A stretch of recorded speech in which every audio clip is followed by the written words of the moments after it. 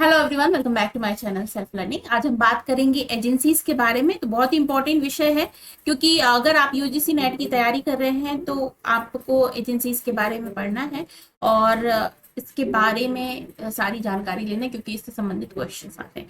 चलिए बिना देरी करे स्टार्ट करते हैं। तो आज हमारा जो टॉपिक है वो है एजेंसीज, जो कि इंस्टीट्यूशंस हैं जो कि इन सर्विस के लिए काम आते हैं। मतलब इन सर्विस का अर्थ क्या होता है? सपोज करते हैं कोई टीचर है और उसको अपनी स्किल को इन्हेंस करना है, या फिर उन्हें कोई ऐसा प्रोग्राम ज्वाइन करना है जिससे कि उनको और स्किल्ड किया जा सके। तो उन स्किल को प्राप्त करने के लिए उन्हें in service teacher education programme के अंतर्गत अपनी जो क्लासेस हैं वो लेनी पड़ती है। तो वो कौन सी एजेंसीज हैं जो ये सारे प्रोग्राम्स प्रोवाइड करती हैं, इसके बारे में हम आज पढ़ेंगे। ठीक है, तो जो एजेंसीज हैं इनके बारे में आप देखें तो यहाँ पर आपको जो दिखाई दे रहा है दैट इज SSA, जो कि है सर्व शिक्षा अभियान। RMSA, जो कि है राष्ट्रीय माध्यमिक शिक्षा अभियान। और उसके बाद में आता है SCERT, जो कि है स्टेट लेवल की संस्था, जो कि है state council of educational research and training. Second is NCERT, जो कि है national council of educational research and training. NCTE, जो कि क्या है आपका national council of teacher education. और फिर आता है UGC, university Grant commission. Clear? तो ये सारी संस्थाएं हैं जो कि वैसे भी एजुकेशन सिस्टम को पूरा गवर्न करती है, साथ ही साथ में देखा जाए तो जो इन सर्विस टीचर एजुकेशन होता है उसको भी ये संचालित करती हैं। ठीक है, तो हमारा जो टॉपिक है उसके अंतर्गत हम इन संस्थाओं के बारे में पढ़ेंगे। अच्छा, ये लेवल्स अलग अलग हो सकते हैं। कुछ हो सकते हैं कि डिस्ट्रिक्ट लेवल पर काम कर रही हो, कुछ होंगी जो आपकी स्टेट लेवल पर काम करती हैं, और कुछ होंगी जो आपकी नेशनल लेवल पर काम करती हैं। ठीक है, तो अब हम नेक्स्ट उसमें जाते हैं। हमारा जो है, चलिए स्टार्ट करें हम अपना ये प्रोग्राम आज का इस वीडियो। और उसके पहले मैं आपको कुछ बातें बताना चाहती हूँ हमारे चैनल के बारे में। तो जैसा कि आप देख रहे हैं यहाँ पर एक एप्लीकेशन की बात की जा रही है। ये एप्लीकेशन हमारा एप्लीकेशन है। जैसे कि आप जानते हैं यूजीसी नेट की जो डिक्लेयर कर दी गई है डेट्स, आपके पास में बहुत कम समय है। तो अब आप हमारे इस एप्लीकेशन को डाउनलोड कर लीजिए। और आपको अगर PDF नोट्स चाहिए ना, तो आपको यहाँ पे नोट्स मिल जाएंगे, हिंदी इंग्लिश दोनों ही भाषाओं में। तो आप नोट्स ले सकते हैं पेपर 1 के और पेपर 2 के। ठीक है, और इसके अलावा अगर आप पहली बार इस वीडियो को देख रहे हैं तो हमारा जो चैनल है जिसका नाम है सेल्फ लर्निंग, यहाँ पर पेपर 1 की आपको कंप्लीट वीडियो मिल जाएंगे। कंप्लीट कोर्स मैंने करा रखा है। देखिए यहाँ पर मैं आपको बताऊं, ये वाला जो है ना, ये प्लेलिस्ट जो बनी हुई है ये पेपर 1 की कंप्लीट प्लेलिस्ट है। इसमें आपको पेपर 1 का कंप्लीट कोर्स मिल जाएगा, बिल्कुल फ्री है, कोई चार्ज आपको नहीं देने। बाकी एजुकेशन की यूनिट्स हमारी रेगुलर चल रही है। ठीक है, तो जो भी स्टूडेंट्स पहली बार देख रहे हैं वो एक बार जरूर विजिट करें। अगर आप नेट क्लियर करना चाहते हैं तो कुछ पॉइंट्स हैं जिनको आपको बेशक ध्यान में रखना होगा। आपको रेगुलरली स्टडी करना है, और रेगुलर स्टडी के साथ साथ में कोई भी वीडियो लेक्चर के साथ में आप जा सकते हैं। कोई भी वीडियो लेक्चर हो, कोई भी बुक आपको खरीदना है पेपर 1 के लिए, आप KVS मदान की बुक खरीद सकते हैं। आपको MCQ सॉल्व करने हैं, बहुत जरूरी है। और एक कोई भी चैनल जो आपको अच्छा लगता है उसकी रिकॉर्डेड लेक्चर्स आप देख सकते हैं। 5 सालों के पेपर जरूर आपको सॉल्व करने, इसके बिना गुजारा नहीं होगा। और ये सारी चीजें आपको हमारे एप्लीकेशन में मिल जाएंगी, तो आप हमारे एप्लीकेशन को डाउनलोड कर सकते हैं। ठीक है, चलिए अब हम अपने टॉपिक पर आ जाते हैं। तो यहाँ पर हम जो बात करने वाले हैं वो बात करेंगे हम 3 संस्थाओं के बारे में, जो कि संस्था है आपकी देखी जाए तो यहाँ पर डिस्ट्रिक्ट लेवल से स्टार्ट हो रही है, नेशनल लेवल तक जा रही है। डिस्ट्रिक्ट लेवल में आपकी कौन कौन सी संस्थाएं आती है? डाइट आती है, सर्व शिक्षा अभियान आता है।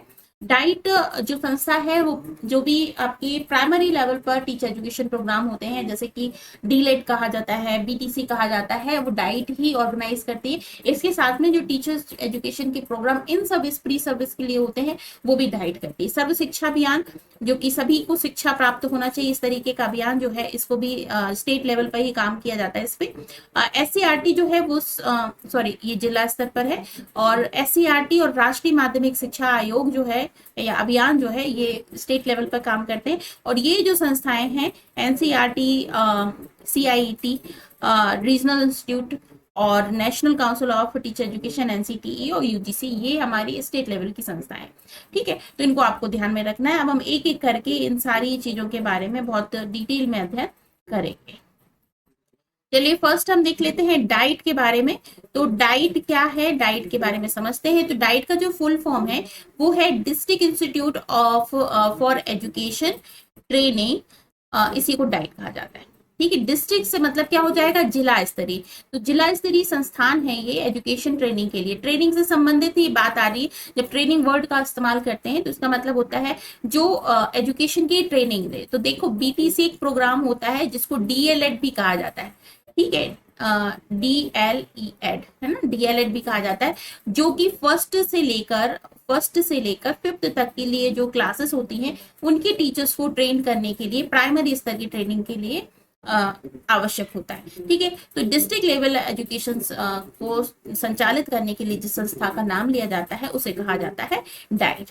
ठीक है, चलिए नेक्स्ट पे हम आते हैं, इसके बारे में और समझने की कोशिश करते हैं। ऑब्जेक्टिव्स क्या हैं डाइट के, तो देखिए to conduct effective training in pre service and in service. Pre service के लिए मतलब जो सर्विस के पहले होती है और सर्विस के दौरान जो ट्रेनिंग होती है उसको इफेक्टिवली संचालित करने के लिए ये प्रोग्राम चालू करते हैं, लागू करते हैं। इसके बाद में to enable the teachers to aware develop new techniques and strategies. नई टेक्निक और स्ट्रेटेजीज को अवेल करने के लिए, डेवलप करने के लिए ये संस्था काम करती है। To give support to schools को सपोर्ट करने के लिए, टीचर्स को इम्प्रूव करने के लिए ये संस्था काम करती है। तो ये आपको देखना है यहाँ पर। नेक्स्ट यहाँ पर क्या आ जाता है, टू ऑर्गेनाइज सेमिनार, डिबेट्स और different areas related to school education. School education को इम्प्रूव करने के लिए टाइम पर सेमिनार्स, वर्कशॉप्स अरेंज करना और इस तरह से ऑर्गेनाइज करना ताकि जो सर्विस में है ऑलरेडी टीचर्स उनको फायदा हो सके। ठीक है ना, तो ये संस्था काम करती है। नेक्स्ट हम जाते हैं फंक्शंस के बारे में बात कर लेते हैं। फंक्शन क्या है डाइट के, तो जो फंक्शंस हैं डाइट के उसमें क्या है, फर्स्ट आ जाता है ट्रेनिंग एंड ओरिएंटेशन प्रोग्राम जो कि होते हैं टाइम पर ट्रेनिंग ऑर्गेनाइज करना, ओरिएंटेशन करना, एलिमेंट्री टीचर्स के लिए कार्य करना, एलिमेंट्री टीचर्स जो प्राइमरी स्तर के होते हैं उनके लिए काम करना, प्री सर्विस और आपका इन सर्विस दोनों ही काम के लिए, हेडमास्टर और हेड जो टीचर्स फैकल्टीज होते हैं उनको ट्रेन करना। इसके बाद में ब्लॉक लेवल पर, जो ब्लॉक स्तर होता है, विकास खंड स्तर पर ये कार्य करते हैं। Development of locally relevant material, teaching ads and evaluation, जैसे जो टीचिंग एड्स की जरूरतें होती हैं उनको डेवलप करना, उनको प्रोवाइड करना, ये सब इनका काम होता है। आगे बढ़े हम तो यहाँ पर देख लेते हैं टू प्रोवाइड, नेक्स्ट क्या आ जाता है, to provide training and guidance.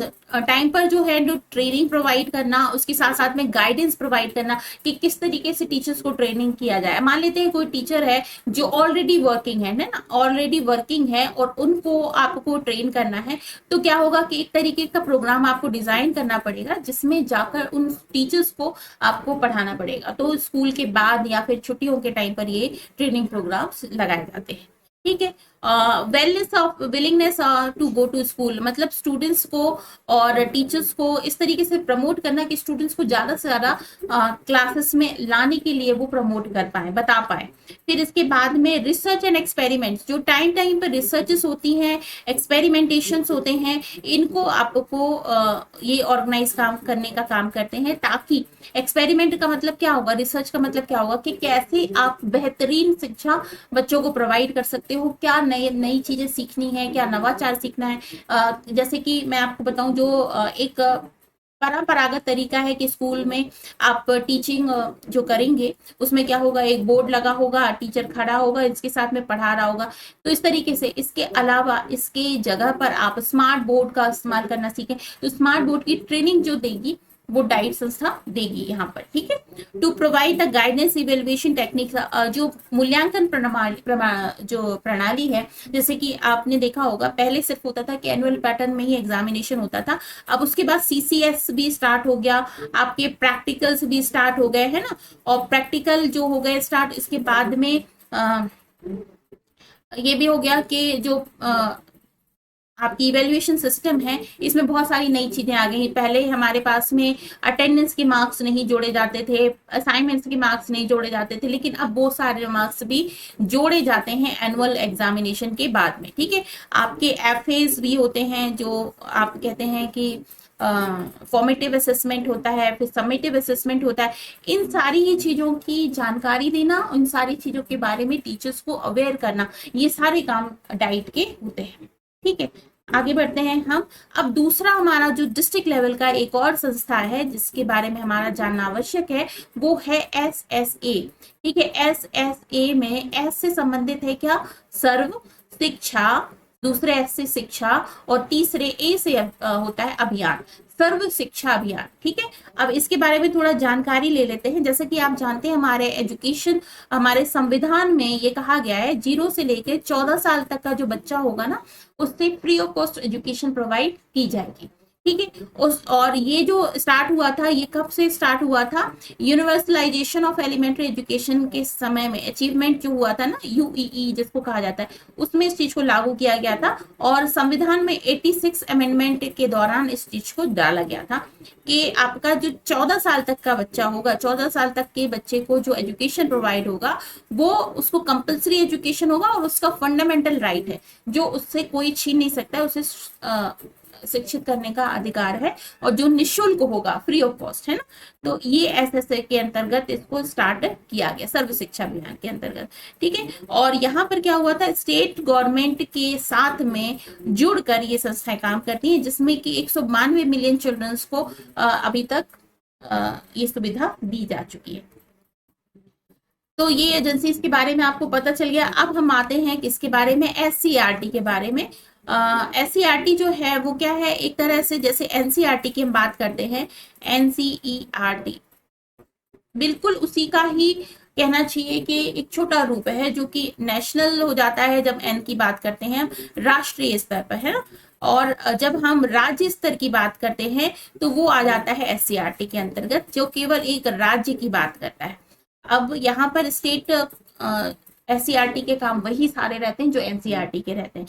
क्या क्या रहते हैं SCERT और NCERT में, क्या डिफरेंस है, कोई डिफरेंस नहीं है। जो ऑब्जेक्टिव्स NCERT के हैं वही इसके हैं। तो क्या क्या है इनको हम चेक कर लेते हैं। यहाँ पर क्या है, तो देखिए, to conduct teacher education courses, teacher education के जो कोर्सेज होते हैं उनको कंडक्ट करना। कौन कौन से कोर्सेज होते हैं, BEd, ठीक है, आपका BTC या फिर BLEd भी होता है ना। हालांकि ये डिस्ट्रिक्ट लेवल पर भी देखे जाते हैं। इसके साथ साथ में MEd भी होता है, जो कि मास्टर लेवल पर देखा जाता है। इन सारे ही प्रोग्राम को, टीचर एजुकेशन के प्रोग्राम को कंडक्ट करना। फिर उसके बाद में conduct short term training programme, कई सारे ट्रेनिंग प्रोग्राम्स ऐसे होते हैं जो छोटे समय के लिए किए जाते हैं, उसको भी ट्रेन करना। फिर इसके बाद में to promote educational research and surveys, educational research और सर्वेस को प्रमोट करना। इसके बाद में to organise seminars and conference, seminar और कॉन्फ्रेंस को ऑर्गेनाइज करना। सेमिनार और कॉन्फ्रेंस में यदि हम बेसिकली डिफरेंस देखें तो क्या होता है, सेमिनार छोटे स्तर पर होता है, ठीक है, और कॉन्फ्रेंस जो होती है वो लार्ज होती है। बहुत सारे इसमें कहना चाहिए एक्सपर्ट्स आते हैं जो कॉन्फ्रेंस में आते हैं, नेशनल लेवल पर होती है, इंटरनेशनल लेवल पर होती है। सेमिनार उसका छोटा स्वरूप होता है। अगर वर्कशॉप की बात की जाती है, वर्कशॉप से के बारे में भी पूछा जाता है, इसमें प्रैक्टिकली आपको कुछ सिखाया जाता है। वर्कशॉप 1 से 7 दिन तक की भी हो सकती है, जिसमें किसी स्किल के बारे में सिखाया जाता है, स्किल को समझाया जाता है और आपसे फिर उसका फीडबैक भी लिया जाता है। ठीक है, तो ये विशेष अंतर जो है वो आपको समझ में आना चाहिए। ये सारी ही चीजें ऑर्गेनाइज काम करने का काम SCERT करती है, लेकिन ये ध्यान में रखिएगा SCERT जो है वो राज्य स्तर पर काम करती है, ठीक है, स्टेट लेवल पर काम करती है।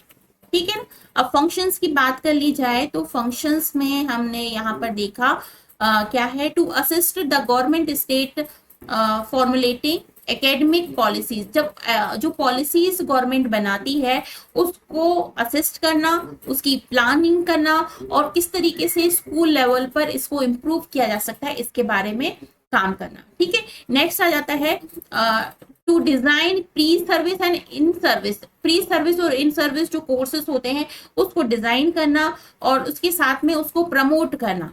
प्रमोट करने का मतलब क्या हो जाता है कि आपका जो स्कूल लेवल है उस पर कैसे काम करना है, आईसीटी के साथ में किस तरीके से काम करना है, कैसे इस प्रोग्राम को रन करना है, इसका काम ये करती है। टू इसके बाद में है to perform any other duties and responsibilities to be assigned by government forms time to time in academic matter. ठीक है, जो पॉलिसीज होती हैं, रिस्पॉन्सिबिलिटीज होती हैं, उसको किस तरीके से परफॉर्म करना है, इसके बारे में भी ये काम करते हैं। फिर क्या है, to impart in service training to the teachers and pre service for higher secondary school. In service teaching और जो प्री सर्विस होते हैं उन सबको प्रोवाइड करना। To prepare teaching aids for educational institute. Educational institute जो होते हैं उनके लिए टीचिंग एड्स बनाना, मतलब शिक्षक सहायक सामग्री जो होती है उनका उपलब्ध उनको करवाना। ठीक है, नेक्स्ट जो हमारी संस्था आ जाती है जिसके बारे में हमको समझना है वो है RMSA। ठीक है, RMSA राष्ट्रीय माध्यमिक शिक्षा अभियान, इसके बारे में यहाँ पर बात किया जाता है। तो ये क्या है, this scheme was launched on March 2009, मतलब 2009 पर ये लॉन्च हुई थी, मार्च के महीने में। ये आपको याद रखना है, इससे संबंधित प्रश्न पूछा जा सकता है। With the objective to enhance access to secondary education, secondary education को इनहेंस करने के लिए and to promote its quality. जो सेकेंडरी एजुकेशन है, माध्यमिक जो शिक्षा है, उसको बढ़ाने के लिए और उसकी क्वालिटी को इंप्रूव करने के लिए संस्था का निर्माण किया गया था।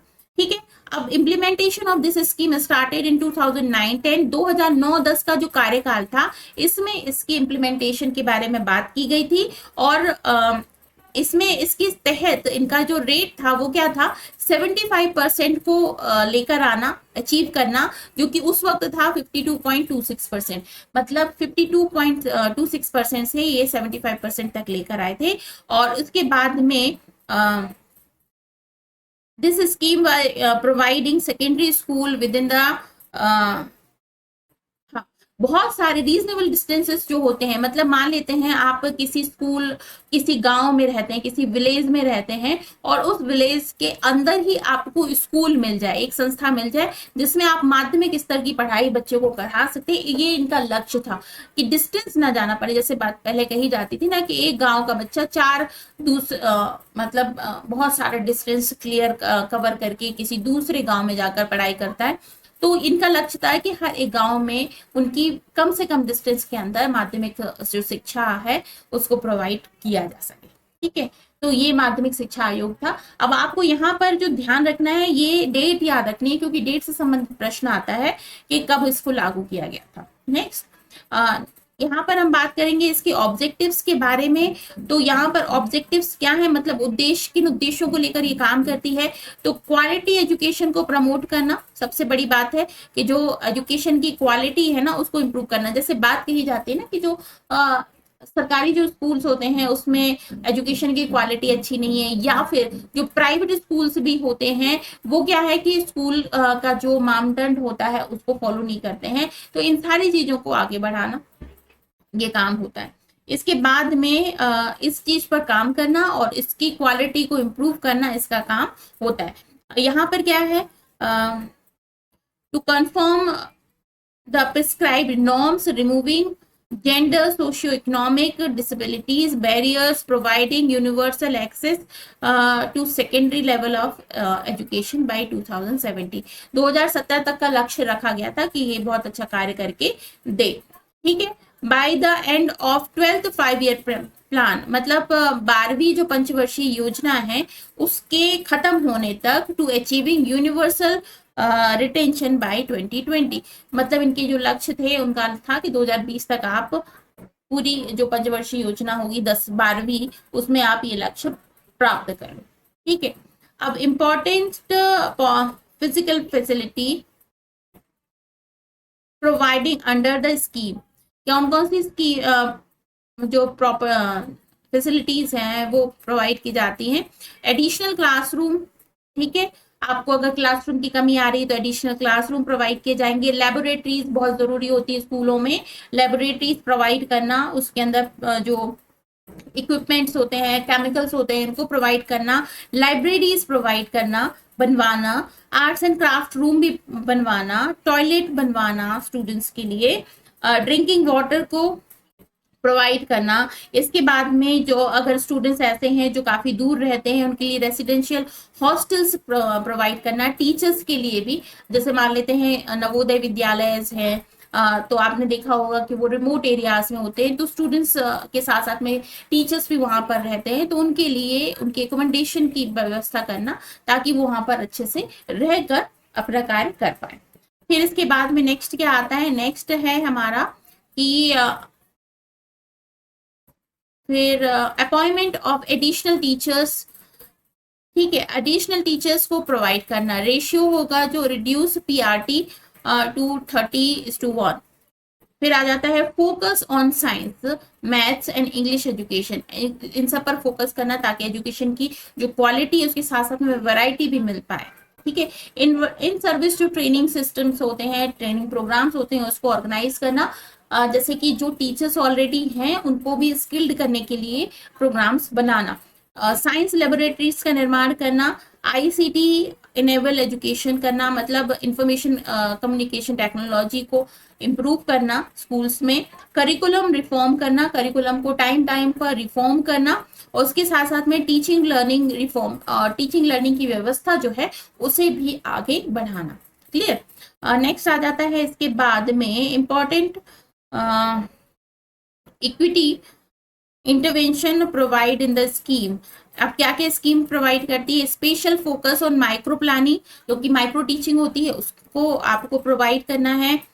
इसके बाद में परफॉर्मेंस को इम्प्रूव करना है। जो परफॉर्मेंस के एरियाज हैं उसको भी करना है। जैसे कि आप जानते हैं हमारे यहाँ अलग अलग कैटेगरीज के स्टूडेंट्स होते हैं, उनकी कैटेगरीज वाइज, आप माइनॉरिटी हो चाहे SC ST हो, उनको भी प्रमोट करना कि वो स्कूल एजुकेशन में आए और वो स्कूल में प्राप्त करें शिक्षा। स्पेशल एनरोलमेंट, अगर कोई स्पेशल एनरोलमेंट की आवश्यकता हो तो वो भी प्रोवाइड करना। मोर female teachers in the school, महिला शिक्षकों की भर्ती करना ज्यादा से ज्यादा। और उसके बाद में टॉयलेट्स बनना जरूरी है। जैसा कि आपने जानते हैं कि स्टूडेंट्स में कुछ गर्ल्स होती हैं और कुछ बॉयज होते हैं, तो दोनों के लिए सेपरेट टॉयलेट हो। ऐसा ना हो कि गर्ल्स जो हैं वो परेशान हो रही हैं। इस सब की व्यवस्था करने का काम ये करते हैं। इम्प्लीमेंटेशन की अगर बात की जाए, यहाँ पर जो implementation of mechanism of the scheme, यहाँ पर जो बात की जाती है, the scheme is being implemented by the state government, society establish for implementation of the scheme. यहाँ पर ये जो कार्य है स्टेट गवर्नमेंट के द्वारा प्रोवाइड करते हैं कि ज्यादा से ज्यादा जो स्कीम है उसका इम्प्लीमेंटेशन, मतलब उसको अप्लाई किया जा सके। ठीक है,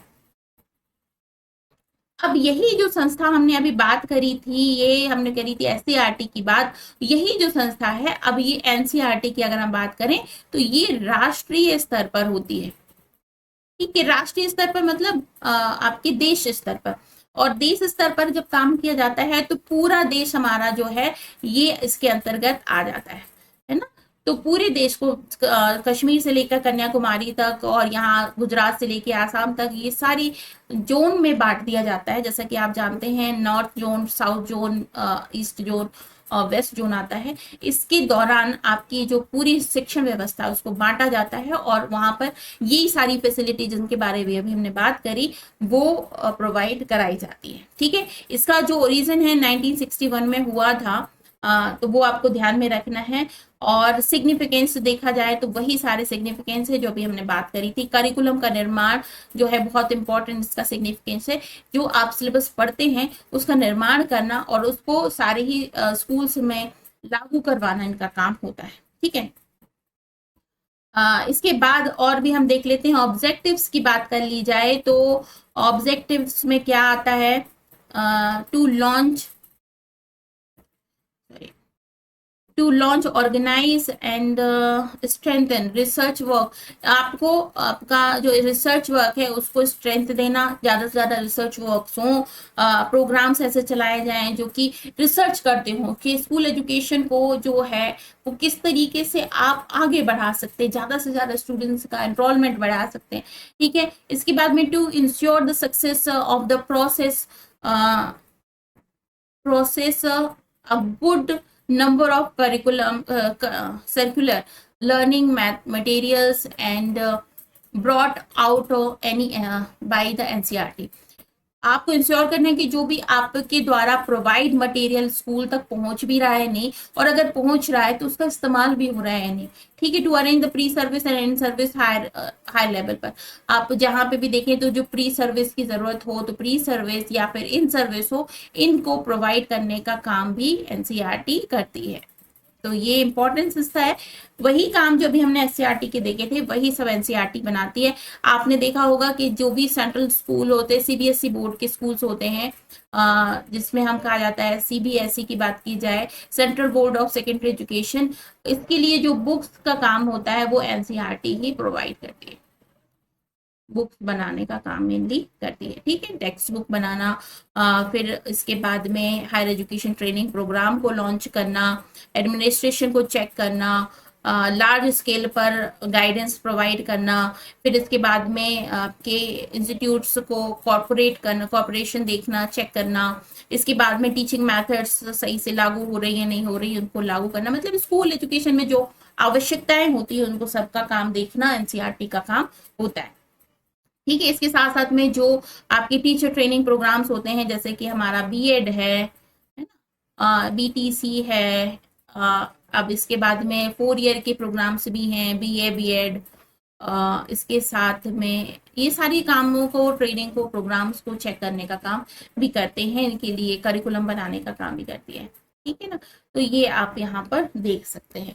आगे आ जाता है, अब आ जाती है एनआईई की बारी। नेक्स्ट एक और संस्था है, इसको हमने अभी जो स्टार्टिंग हमारा था ना उसमें हमने नहीं डिस्कस किया था इसे। एनआईई क्या है? तो एनआईई एक्टिविटी, इसको कहा जाता है नेशनल इंस्टीट्यूट ऑफ एजुकेशन। ठीक है, नेशनल इंस्टीट्यूट ऑफ एजुकेशन एनआईई होती है। इसके लिए इसका जो मेन वर्क है वो क्या है? रिसर्च एंड डेवलपमेंट पे काम करना, इन सर्विस ट्रेनिंग को प्रोवाइड करना, पब्लिशिंग, यहाँ पर जो कई सारे प्रोग्राम्स होते हैं उसको पब्लिश करना, ये सब काम इनका होता है। ठीक है, डिपार्टमेंट्स देखे जाए एनआईई के कौन कौन से डिपार्टमेंट्स हैं, तो आपके देखिए एकेडमिक डिपार्टमेंट है, इसके साथ में प्रोडक्शन डिपार्टमेंट है, department of maths education, department of text book, ठीक है, और department of teacher education, department of teaching ads, department of educational psychology publication department, इसके बाद में educational psychology workshop, department of text book. ठीक है, तो ये सारे डिपार्टमेंट्स हैं जो एनआईई देखता है। सीआईईटी के बारे में बात कर लेते हैं। सीआईईटी क्या है? तो सीआईईटी क्या है? Central institute of educational technology. आप में से जो भी स्टूडेंट्स जो ऐसे हैं जो कि दूरदर्शन देखकर बड़े हुए हैं, तो आपने एक प्रोग्राम देखा होगा, आता था जब हम लोग बच्चे थे तब एक प्रोग्राम आता था जिसको कहा जाता था तरंग। ठीक है, उसमें तरंग में लिखा जाता था सीआईईटी लेकर आए तरंग तरंग तरंग। तो वो संस्था है जो कि ये इस तरीके के एजुकेशनल प्रोग्राम्स जो हैं वो संचालित करते थे। Central institute of educational technology, तो CIT is the 6th sixth constituent unit of NCERT, NCERT के अंतर्गत ही आती है। It aims to promote the use of educational technology, educational technology को प्रमोट करना, इसके बाद में मास मीडिया पर काम करना। ठीक है, इसीलिए मास मीडिया के लिए ही दूरदर्शन पर प्रोग्राम लगाए जाते ताकि बहुत सारी जो पब्लिक है उससे प्रभावित हो। To improving the spreading education in the country, आपकी जो कंट्री में एजुकेशन को स्प्रेड करना, इसके लिए काम करना। इसके बाद developing the an alternate system of education. ठीक है, अल्टरनेट एजुकेशन सिस्टम का मतलब क्या होता है? एक तो होता है आपका फॉर्मल एजुकेशन, है ना, जिसमें आपका स्कूल एजुकेशन आता है, कॉलेज एजुकेशन आता है, जिसको हम हायर एजुकेशन की कैटेगरी में रखते हैं। लेकिन एक होता है अल्टरनेट जो कि इनफॉर्मली काम करता है। इनफॉर्मली में आपका आ जाता है कि आप टेलीविजन के माध्यम से, जर्नल्स के माध्यम से आप पढ़ाएं। तो वो इनफॉर्मल सिस्टम जो होता है, अल्टरनेट सिस्टम है, वो ये प्रोवाइड करती है। ठीक है, अब इसके बाद में क्या है, नेक्स्ट आ जाता है दी सीआईटी डेवलप। अब सॉफ्ट क्या क्या सीआईटी डेवलप करती है? सॉफ्टवेयर माइंड एजुकेशनल नीड, कोई अगर सॉफ्टवेयर की निर्माण की आवश्यकता है, उसको जरूरत होगी ना, उसको बनाने का काम सीआईटी करती है। फिर आता है trains personal working in field of education technology, education technology की फील्ड में जो वर्किंग है उसको ट्रेन करना। फिर आता है conduct research and evaluation system program materials, evaluation system पे काम करना, रिसर्च पे काम करना।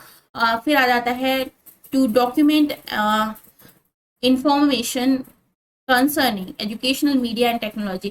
ठीक है, एजुकेशनल मीडिया और टेक्नोलॉजी पर काम करता है। देखा जाए तो दूरदर्शन पर डीडी चैनल पर जो प्रोग्राम्स एजुकेशनल प्रोग्राम्स होते हैं उनको संचालित करने का काम सीआईईटी करता है। ठीक है, अल्टरनेट वे ऑफ टीचिंग के बारे में बात की जा सके। नेक्स्ट आ जाता है to encourage the use of educational technology in separate education. आपको एजुकेशन टेक्नोलॉजी की जो यूजेस हैं उसको इनकरेज करना, जन जागरण तक पहुंचाना, ठीक है, तक की बात की जाती है। फिर इसके बाद में क्या आता है to organise the training programmes. जो ट्रेनिंग प्रोग्राम्स हैं उनको ऑर्गेनाइज करना स्कूल लेवल पर। एजुकेशनल जो टेलीविजन, जैसे कि मैंने आपको बताया, जो ब्रॉडकास्टिंग होता है टेलीविजन पर, उसको देखना। टू डेवलप लर्निंग एड्स, जो लर्निंग एड्स होते हैं उनको डेवलप करना, एजुकेशनल टेक्नोलॉजी को डेवलप करना। ठीक है, अब इसके बाद में नेक्स्ट जो हमारी संस्था है वो है RIE।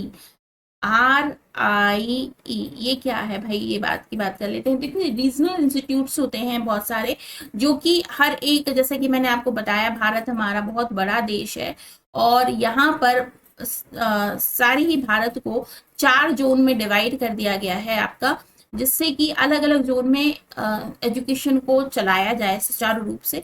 तो यहाँ पर जो जोन्स हैं इसमें मैं आपको बताऊं, जो है अजमेर, भोपाल, भुवनेश्वर एंड मैसूर। ठीक है, इस तरीके से रीजन्स बनाए गए हैं और यहाँ पर रीजनल इंस्टीट्यूट को खोला गया है। अजमेर हो गया आपका राजस्थान साइड, तो ये वेस्ट को देखते हैं, भुवनेश्वर ईस्ट को देखता है, मैसूर साउथ को देखता है और भोपाल जो है वो मिडिल को देखता है।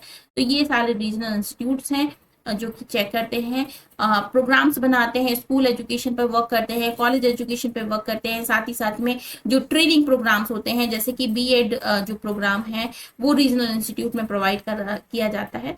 तो कहते हैं कि बीएड का जो प्रोग्राम अगर RIE से किया है आपने तो बहुत अच्छा माना जाता है उसको।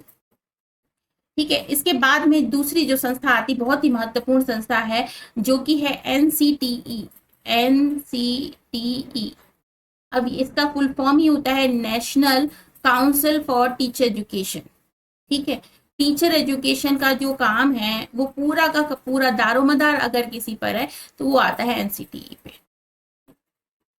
ठीक है, तो अब इसमें क्या आ जाता है, NCTE की जो स्थापना है वो कब हुई थी, national council for teacher education, ये 1993 में से एक्ट जो बनाया गया था, टीचर एजुकेशन एक्ट, उस पर इसकी चर्चा हुई थी और उसको 17 अगस्त 1995 पर लागू कर दिया गया था। ठीक है ना, अब बात कर लिया जाए तो इसकी जो स्थापना है वो अब नेक्स्ट जो हमारी संस्था जाती है, बहुत ही महत्वपूर्ण संस्था, जिसको कहा जाता है UGC, यूनिवर्सिटी ग्रांट कमीशन। अभी वर्तमान में देखा जाए तो इसके जो चेयरमैन हैं वो कौन है, M जगदीश कुमार जी हैं, जो फरवरी 2022 में बने थे। नई दिल्ली में इसके स्थापना है और जो भी हमारे हायर एजुकेशन को देखा जाता है, फॉर्मल हायर एजुकेशन को, वो जो संस्था देखती है वो है UGC, यूनिवर्सिटी ग्रांट कमीशन। अब इसके लिए बात आप देख लें तो इसकी जो स्थापना है 1956 में की गई थी, नवंबर 1956 में। ये क्वेश्चन कई बार पूछा गया है, उसको आपको ध्यान में रखना है। UGC के कार्य देख लिए जाएं तो कौन कौन से कार्य हैं UGC के, अनुसंधान प्रोवाइड करना, महाविद्यालय को अनुदान प्रदान करना, मतलब जो पैसे होते हैं उसको देना ताकि कार्य किए जा सके, शोध को प्रमोट करना, इसके साथ में भारत में शिक्षा व्यवस्था को नियंत्रित करना, विश्वविद्यालयों का संचालन सुचारू रूप से हो रहा है नहीं हो रहा है इसको देखना, परीक्षा और परीक्षा के मानक तैयार करना, ये लेवल क्या होंगे इनको देखना, देश भर में बिना मान्यता प्राप्त विश्वविद्यालयों की जांच करना और अगर ऐसा पाया जाता है कि विश्वविद्यालय मानक स्तर पर खड़े नहीं उतर रहे हैं तो उनकी मान्यता रद्द करना भी इनका काम होता है। ठीक है, UGC के जो रोल है, मेजर रोल है, तो ये बात आपको पता है, जितने भी एग्जामिनेशंस होते हैं वो सब UGC ही कंडक्ट करता है। Major activity and function of University Grant Commission to promote the coordinate of university education, frame rule the minimum standard of education, कि भाई यूनिवर्सिटी एजुकेशन को कोऑर्डिनेट करना और देखना कि उन जो भी काम हो रहे हैं वो जो मिनिमम स्टैंडर्ड्स हैं उनको फॉलो करते हुए हो रहे हैं या नहीं हो रहे हैं। ठीक है, इसके बाद में standard for examination like ICAR net, net का एग्जामिनेशन जो कि नेशनल, जिसकी हम अभी प्रिपरेशन कर रहे हैं, एलिजिबिलिटी टेस्ट होता है, यूजीसी नेट, इसके बाद CSIR नेट। 3 प्रकार की तो नेट ही होते हैं। एक होता है ICAR, फिर होता है UGC जो कि 83 सब्जेक्ट्स में होता है, CSIR जो कि आपके साइंस के सब्जेक्ट में होता है, तो उसके लिए सभी का काम जो है वो देखती है यूजीसी, है ना।